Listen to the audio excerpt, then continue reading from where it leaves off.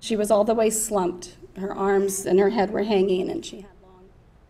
New details and emotional testimony in court in the case of the mother accused of being high on drugs when she crashed her car, killing her 3-year-old daughter.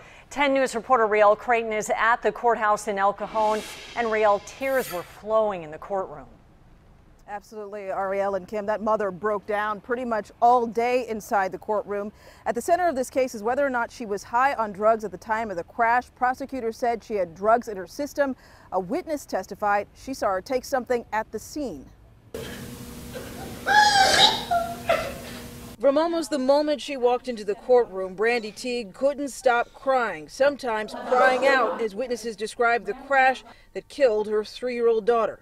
And she was hysterical, and rightfully so. And she had a baby in her arms, and she was just screaming. Holly Robles lived near the scene where Teague's car veered off at Broadway in early April. She described seeing a little girl in a back car seat. She was all the way slumped. Her arms and her head were hanging, and she had long, dark hair, so all her hair was down.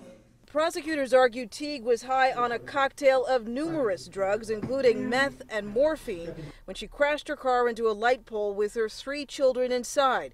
2 of them badly injured. The 3-year-old didn't survive. Robles said Teague on the scene was yelling for her cell phone. So we're going to help you find your phone, but right now, and that's as far as I got, and she pulled out a box, opened it, and took some sort of substance. Police claim Teague may have fallen asleep at the wheel shortly before the crash. An officer testified about what he says Teague's boyfriend told him after he arrived. He said she was falling asleep prior to getting to Burger King, and he told her that they should stop driving because he didn't think that it was safe. Now, because this was just a preliminary hearing to see if there's enough evidence to go to trial, we heard really very little in the way of Teague's defense. But if convicted, she does face up to 23 years in prison.